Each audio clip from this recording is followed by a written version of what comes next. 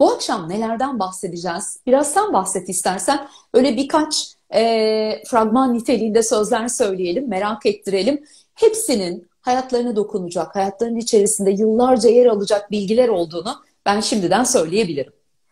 Ben bunlara can kurtaran tarifler diyorum. Can simidi gibi, acil çıkış kapısı gibi. Sarımsaklı yağ ve diğerleri. Belki daha önce kendi hesabımda henüz yazmaya fırsat bulamadığım birkaç şey daha olacak bu akşam. Öyle arzu ediyorum ki herkes için bir milat olsun bu gece. Umarım ilk defa dinleyecek olanlar vardır bu arada.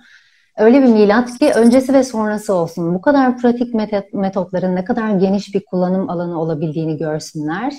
Ve bizim için örneğin sarımsaklı yağdan öncesi ve sonrası var. Diğer metotlar da böyle.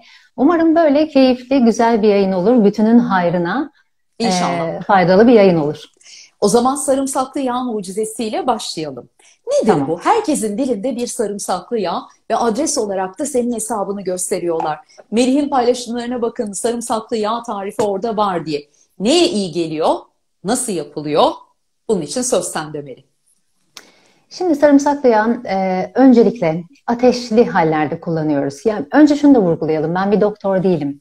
Yani kimseye bir protokol, bir tedavi protokolü, bir kür anlatmıyoruz aslında şu anda. Fakat çok fayda gördüğümüz ve binlerce kişinin yorumlarının alınabildiği bir tarif bu.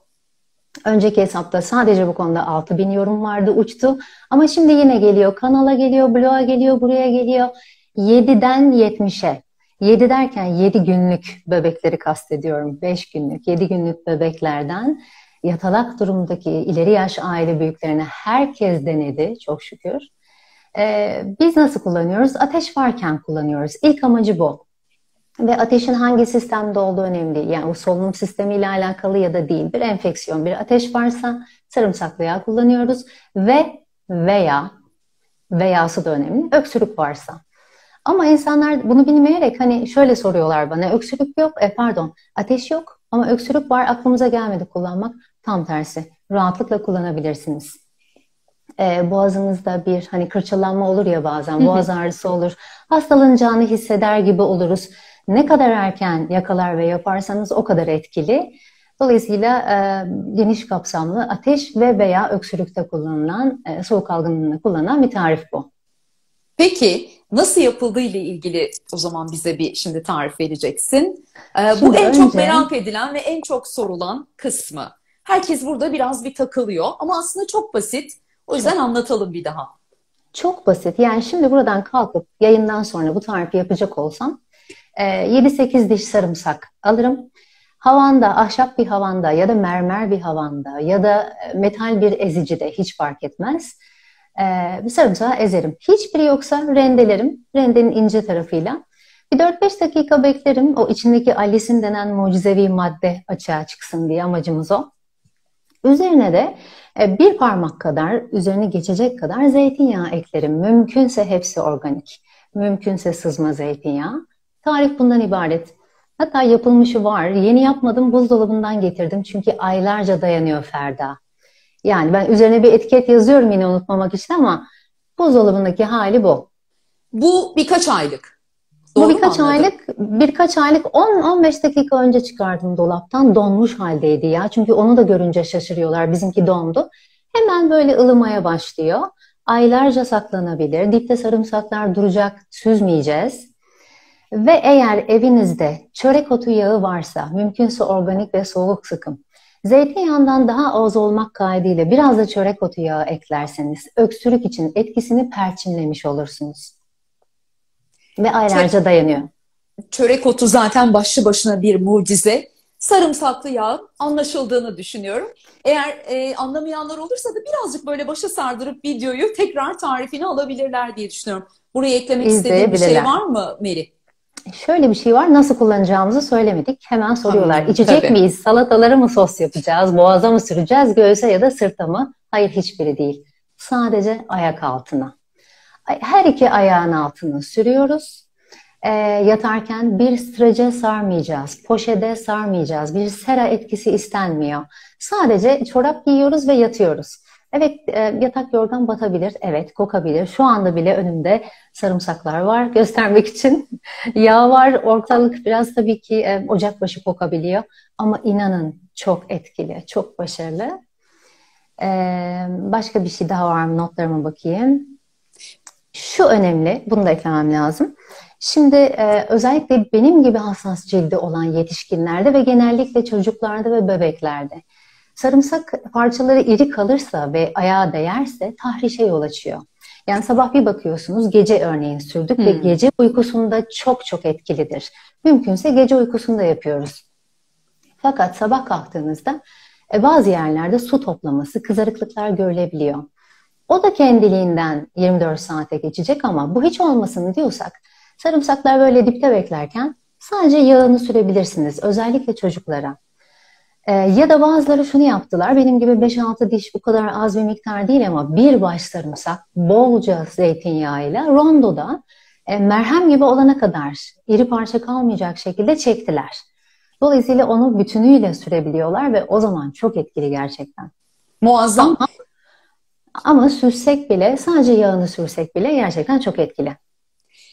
Bu sarımsak da belli ki epey mucize bir şey ki Melih, birkaç tane sarımsak başlığı var. Seninle tabii yayın öncesinde neleri konuşacağımızı müzakere ettik birlikte. Bir de sarımsak merhemi. Sarımsak Evet. merhemi neye iyi geliyor? Nasıl kullanılıyor? Onun da tarifini senden almak isteriz. Ondan da önce şunu tekrar belki vurgulayabilirim. Sarımsak antifungal yani mantara karşı etkili, antibakteriyel etkili, sanki geniş spektrumlu bir etkisi var. Antibiyotik gibi çalıştığı yerler var. Dolayısıyla merhem de var tarifte ve genellikle ikisi karıştırılıyor, pardon blokta. Merhemin bu tariften farkı hem oranlar çok daha fazla, göz kararı yapmıyoruz, net oranları var. Hem de Hindistan cevizi yağı da ekleniyor. Yani sarımsak, zeytinyağı ve Hindistan cevizi yağı ile yapacağız merhem versiyonunu. Ve bunu özellikle kasık mantarında ya da sporcularda görünen atlet ayağı denen bir durum var. Resimlerine girerlerse bakacaklar. Belki ismini bile bilmeden yaşayan çok fazla kişi var çünkü. Mantara, egzamaya ya da atlet ayağına dayalı durumlarda kullanılıyor. Mantar, egzema, bir de atlet ayağı dedin Atlet değil mi? ayağı diye geçen. O da ya aslında bunlar hepsi Candida'nın benzeri ve türevleri. Yani mantar enfeksiyonları çoğunluğu. Ve bana gelen yorumlarda ben bunu hiç denemedim. Yani çok şükür bir ihtiyacım olmadı ama araştırırken yabancı bloglarda çok metini duyduğum bir tarifti. Ve bana gelen yorumlarda kullananlardan bazıları da ilaç tedavisine karşın artık sonuç alamayıp deneyip fotoğraf gönderenler ve çok memnun olanlar olmuştu el ve ayak bölgesi için. Bundaki oranları iletmekte fayda var çünkü net ve Hı hı. eşit bir karışım olacak. 3 yemek kaşığı taze kıyılmış sarımsak, 3 çorba kaşığı yine yemek kaşığı zeytinyağı ve 3 yemek kaşığı Hindistan cevizi yağı. Oda ısısında zaten sıvı durumda Hindistan cevizi yağı. Yani ayrıca ısıtmanıza gerek yok. Bunları rondoda bir merhem haline getirip bir saat sonra kullanmaya başlayabilirsiniz. Fakat sarımsaklı yağ aylarca dayanıyor demişler diyor. Bu tarif için 2 haftada bir yenilenmesinde fayda Hmm. var diye anlatmışlar. Kullananlar buna dikkat edebilirler. E, Açık olarak mı kalacak sürdüğümüz zaman, yoksa üzerine bir şey, bir koruyucu geçirmek Evet, gerekiyor mu? yani bir tülbent vesaire sarmakta fayda var. Yine poşet olmaksızın koruyucu bir şeyle sarılabilir. Gelelim parmağa sarımsak sargısına. Ya sen şimdi gösteriyorsun videolarda, anlatıyorsun ama e, biraz böyle detay öğrenmek istiyoruz. Bir, hep olduğu gibi soracağım. Neye iyi geliyor parmağa sarımsak sargısı? İki, nasıl yapılıyor? Zannediyorum bunu uygulamalı göstereceksin. Göstermeye çalışacağım. Yani en azından bantlamam ama buradaki önemli şey sarımsağın nasıl kesildiği ve nasıl konumlandırıldığı. Ama önce yine önceki iki tarife dair bir genel hatırlatma yapsak iyi olabilir. Lütfen. Şimdi bana şöyle bir soru geldi. Ya bu çok üzücü bir soru. Bir yetişkinden bu sorunun gelmesi beni biraz dehşete düşürdü. Sarımsak alerjim var. Yağı kullanabilir miyim? Şimdi alerji o kadar ekstrem, o kadar ilginç bir durum ki. Ve insanlar zannediyor ki bir şeyi sürdüğümüzde ondan zarar görmeyeceğiz. Halbuki uçucu yağlar o kadar önemli ki. İnsanlar birbirlerine yağ tarifi veriyorlar. İşte şu kadar çörek otu yağı içtim ya da şu kadar uçucu yağlardan içtim. Bu aslında herhangi bir şeyi yemekten çok daha etkili. Yani bilinçsizce kullanılan, oral yolla kullanılan uçucu yağlar özellikle karaciğer değerlerini alt üst edebilir uzun vadede. Yani her gün limon yağı bile içmemek gerekiyor, öyle düşünün. Çünkü ben görüyorum detoks amaçlı anlatılan bazı rutinler var. Dolayısıyla sarımsaklı yağ da böyle. Belki bu tarifi yeseydiniz bu kadar fayda etmeyecekti. Çünkü karaciğerde metabolize olacaktı. Sindirim enzimleri var, midede ayrı, ince bağırsakta ve yardımcı organlarda ayrı ve hepimizin aslında bağırsakları kevgire dönmüş durumda. Yani hiçbir şeyi gereği gibi sindiremiyoruz. Sarımsaklı yağ yesek aynı etkiyi alamayacaktık ama ayak altı affetmez. Eller ve cilt affetmez. Bunu vücudunuza aldığınızda doğrudan sisteme karışıyor. Dolayısıyla ben bazen anlatırken süre veriyorum. 10 dakikada etkisini göreceksiniz. O kadar etkili. 10 dakikada bu tarif sizde çalışıyor mu çalışmıyor mu o kadar etkili. Şimdi hep söylüyorum hastalığı sahiplenmek değil amacım. Bunu hiç istemem ama alerjik astımı olan ve iltihaplı romatizması olan biri olarak söylüyorum bunu. Alerjik astım atakları geldiğinde o gece uyuyamazsınız. İmkanı yok. Öyle bir boğucu öksürükle gelir ve ben bu tarifle tanıştıktan sonra gerçekten hayatım değişti. En kötü eğer gece yarısı bir daha başlarsa bir tur daha sürüp uykuma devam ediyorum. Bir şey daha hatırlatalım. Yine parmaktaki sargıdan önce yine yağla ilgili sarımsaklı yağ. Şimdi bazı bebeklerde, küçüklerde soruyorlar yapalım mı? Gerçekten bir haftalık ya da 5 günlük bebeklere yapıldı mı? Evet. Fakat bebekler için bir kural var. Daima bir havuç bile tattırsanız, bu bir patates bile olsa hem 3 gün denemeniz lazım hem de yama testi diye bir şey var. Çocuğun bünyesi buna ne reaksiyon verecek? İlk defa tanışıyor çünkü.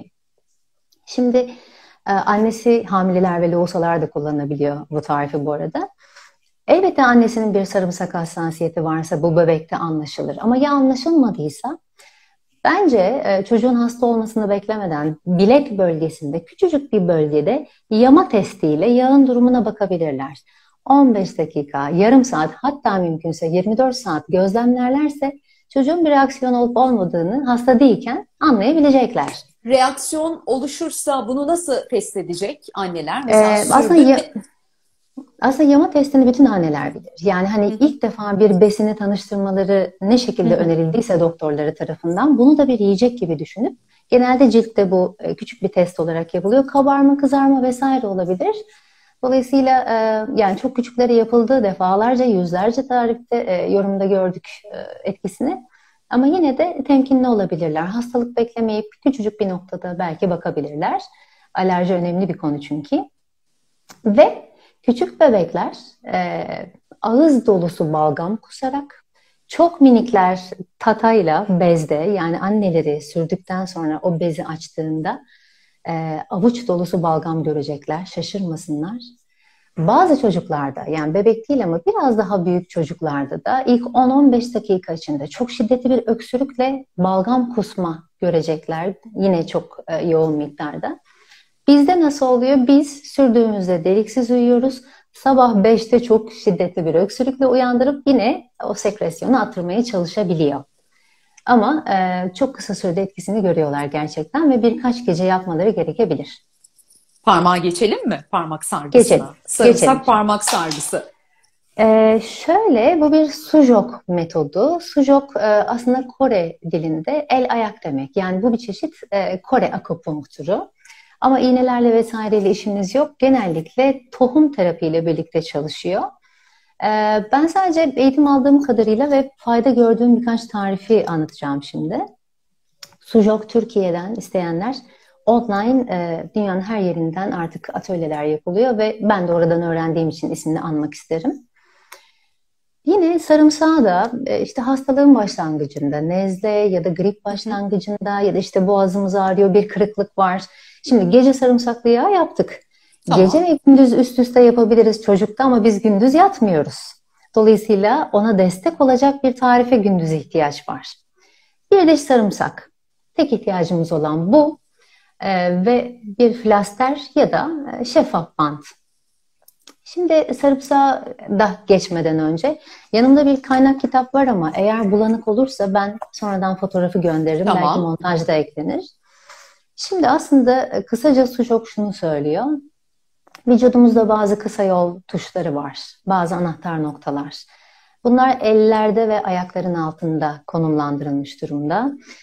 Vücudumdaki her organın, her eklemin, her uzvun hatta her dişin bir noktası var. Ellerin arkasında örneğin el için şuradan önce göstereyim. Bilmiyorum görülüyor mu? Çok net görülüyor. Evet. Şimdi mesela elde bütün organların karşılıkları var. Bizim öksürükle ilgili çalışacağımız nokta şurası. Yani şu but gibi görünen kısım gördüğünüz gibi akciğerler ve bronşlar. Şöyle ben de Evet, o gösteriyorum butun, şurası. evet, o butun tamamı akciğerler ve bronşlar. Fakat bir de mikro olanı var. Oraya geleceğiz. Böcek sistem denilen benim mikro evren dediğim gerçekten mucizevi bir yaratım var burada.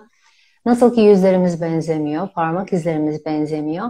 Bir parmağın bütünü de her bir parmağımız bizim vücudumuzu işaret ediyor. Ve parmağın ilk doğumu, şu kısmı, gözler, sinüsler, kulaklar, burun ve ağız. Şuradaki ilk bölgeye kadar çizelim. İlk boğum şurası, kıvırdığım. Tamam. İkinci boğum da şurası. Tamam. Şurası tiroid ve boğaz. Bademcikler yanlarda. Şu ortadaki yer burnumuz. Gözler, kulaklar. Böyle düşünün. Her parmaktan. Biz baş parmağa çalışacağız. Peki bu sefer bronşlar neresi? İkinci boğumun tamamı bronşlar. İşte sarımsağı ikiye böleceğiz ve bütün üst ve alt solunum yollarına yerleştireceğiz. Onun da fotoğrafını hemen kısacık göstereyim. Evet. Tamam. Çünkü oradaki burun noktasına az sonra bir tarifte yine ihtiyacımız olacak. Kısaca çalışacağımız yer bu. Yani her yerin bir karşılığı var. Belirttiğim gibi dişler dahil. Sarımsağı aldık. Ben kesmiş getirdim tabii. Şimdi sarımsak bombeli. Değil mi? Tıpkı elimiz gibi. Benzerliğe bakın. Buna da aslında imza doktrini deniyor. Çok ilginç bir şey. Yani istesek böyle yerleşir. Dümdüz kesmeyeceğiz. İçinde yeşil bir hat vardır ya. Özellikle biraz da cücüklü seçtim. Böyle bombeye uygun olarak keseceğiz. Bakın. Kabuğunu soymuyoruz.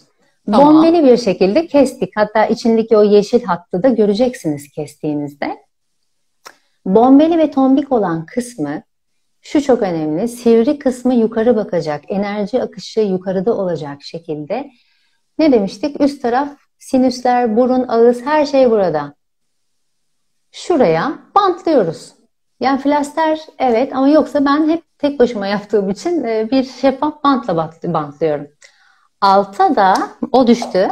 Tamam. Diğer kalan şimdi. küçük bölümü de alta bantlıyoruz. Küçük ve düz olan kısmı şuraya yapıştıracağız. Yine üste bakacak sivri kısım bu. Dediğim gibi enerji çıkış çok önemli.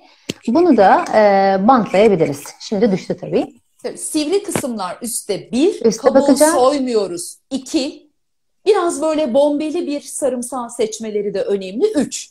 Evet Bu ama kadar. yoksa elde ne varsa bu kadarcık sadece şey olabilir. Şu alt kısmında bir odunsu kısım vardır ya, ele batabilir. Birazcık orayı törpülemelerinde sakınca yok ama kabuk soyulmayacak, bombeli kesilecek ve her iki şekilde yapıştırılacak. Ben bunu nasıl yapıyorum? Nasıl yapıyorum? Mesela bazen yayınlarım oluyor benim de ve boğazım çok hassastır. Bademcik yok çünkü. Yayında konuşurken parmağımda oturuyorum onunla. Ya da özellikle yatarken yapıyorum ve sabaha kadar tutuyorum. Şimdi bunun da bir hassas noktası var. Çocuklara ne yapacağız? Çok hassas ciltlerde, yetişkin de olsa ama genellikle çocuklarda işte burada tahrişe yol açıyor. O yüzden deneyecekseniz mümkünse gündüz gözlemleyebilecek şekilde deneyin. Yani hani yaptık olmasın. Önce bir görün. Baktığınız bir reaksiyon var. 1 saat tutar çekersiniz ama mümkünse en az 4 saat kalması gerekir. Gece boyu kalması çok etkili. Ben oğlumda tahrişe yol açtığını biliyorum ama yine de 1 saat tutuyorum. Ama eğitim alırken şey de denmişti. Çocuklarda hiç soymadan kabukları ya da ikiye kesmeden kabuklu halde yapın. Bu da iş görüyor denmişti. Ben öyle denemedim ama bu da bir yöntem. Bu mucize tam olarak bir daha söyleyelim Meri. Neye iyi geliyor? Kendimiz mesela kötü hissettiğimiz, hastalanacağımızı düşündüğümüz anlar vardır ya, Hastalanacağız ya da bedenimizi dinlediğimizde. hastalandık. Evet, yani Hastalandık, mesela soğuk bu algınlığı. saatlerde hepsi, yani şu an bizi izleyenler arasında eminim ki gümbür gümbür öksürenler vardır. Ya da Ya mesela biraz böyle tatsız, keyifsiz başladık güne. Biraz kesinlikle. böyle bir kırıklık hissediyoruz. O anlarda da Aynen. hemen böyle bantlayalım mı sarımsağı? Kesinlikle, yani her an olabiliyor ya, dışarı çıktık biraz soğuk oldu ya da sabah dediğin gibi keyifsiz uyandık. Gün içerisinde saatlerce kalabilir. Biraz sonra ara verip gece yatarken bir daha yapabilirler. Yani bunun da süresi öyle. 10 dakika içinde o öksürüğün yatıştığını ve çok güzel bir uykuya dalabildiğinizi görürsünüz. Müthiş. Sarımsaklı yağ müthiş uyutuyor. Müthiş uyutuyor. Yani kesinlikle tavsiye ederim. Sayende öğrendik, hayatımıza dahil ettik Meri. Şimdi bu pedler konusu var. Sen de uzun zamandır bununla ilgili yazmak istiyordun. Merih kafasında bununla ilgili bir paylaşım var. Mutlaka bakın lütfen. Sarımsakla ilintilendireceğim bir durum da var burada biliyorum ama pedlerle ilgili çok güzel bir cümleni okudum. Yemediğiniz hiçbir şeyi vücudunuzla da temas ettirmeyin diyorsun. Yani bu kadınlar ped kullanmasın. Hatta işi bebek bezlerine kadar götürebiliriz esasında. Bununla ilgili de biliyorsun konuşulanlar var. Eskiden o annelerimizin yaptığı yönteme dönülmesini isteyenler var. Bize biraz bunları anlatır mısın? Sarımsakla ilgili olan kısmını da elbette. Tamam. Şimdi aslında az önceki konuyla bağlantılı. Yani cilde sürdüğünüz hiçbir şeyi metabolize olmadan atamazsınız. Dolayısıyla bir şeyi cilde sürmek yemekten daha etkili. İki, bir şeyi enjekte ettirmek yemekten çok daha etkili. Bu yüzden bazen antibiyotik şurup ya da tablet, hap vermez ama direkt enjekte edilmesini isterler doktorlarda. Vajinal bölge ise aslında en hassas cildimiz, en geçirgen ve en ince Hı hı. bölge. Dolayısıyla oradaki petlerin gerek o bölgedeki yumurtalık kistlerine, gerek akıntıya, gerek mantarlara yol açtığını ben kendi doktorumdan öğrendim. Seneler önce, ama buna cesaret etmek kolay değil. Yani hani konforlu değil gibi görünüyor.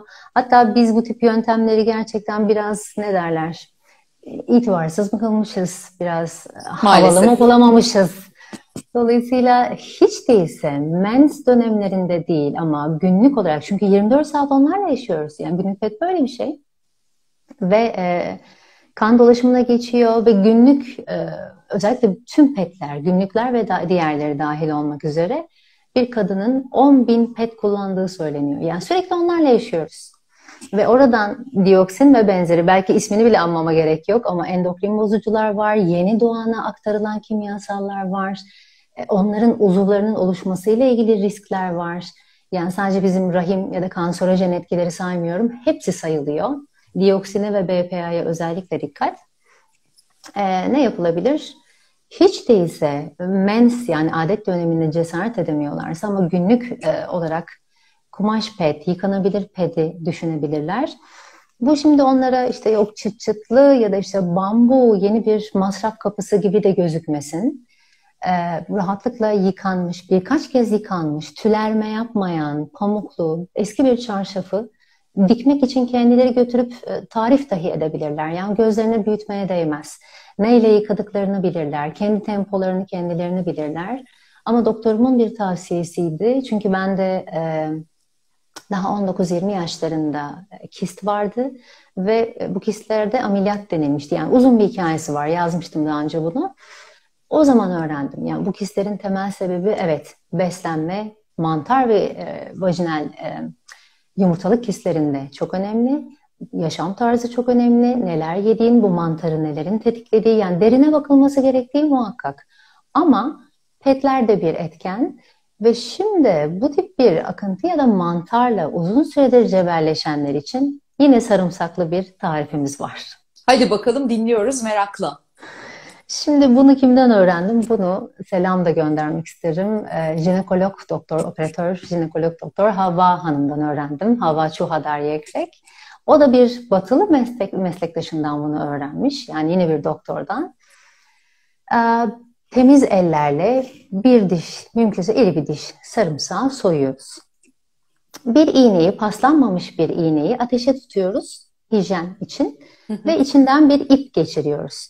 Bunu eğer mantardan muzdaripseniz vajene yerleştirmek gerekiyor. İp dışarıda kalacak şekilde ki en az 4 saat tutacağız. Mümkünse 4 saati aşmayın. Sonra iple rahatlıkla çekilebilsin. Hatta Havva Hoca diyor ki yani genelde parçalanma olmuyor. Sarımsak bütün olarak çıkıyor ama yine de emin olmak adına koymadan önce sarımsağın resmini çekin.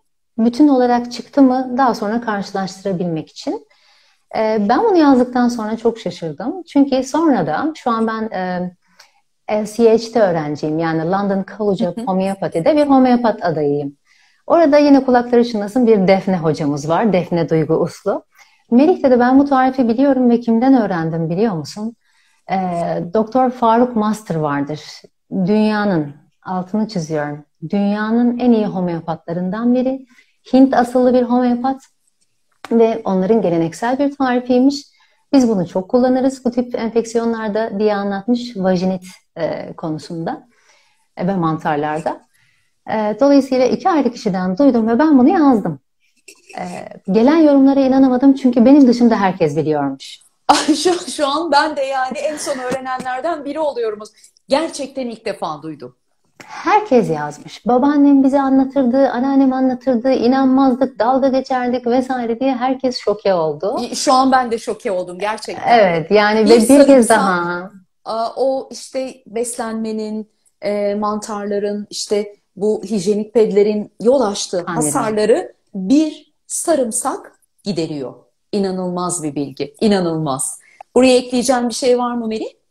Şöyle dediğim gibi yani geceden yapıp alışkın olanlar varmış ve deneyimlerini yazdılar o dönem. Gece yapıp sabah çıkaranlar var ama Havva Hoca 4 saate aşmayın, günde 2 kez yapın gerekirse aralık verin, yeni bir sarımsakla yeniden yapın diye anlatmıştı.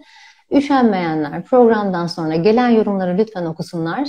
Mucizevi ve artık kronik hale gelmiş şeylerde bile çok büyük etkisini gördüler gerçekten. Ya hayatımızda böyle önemsizmiş gibi geçiştirdiğimiz durumlar var ya Melih. Esasında ne büyük altında sebepler yatıyor.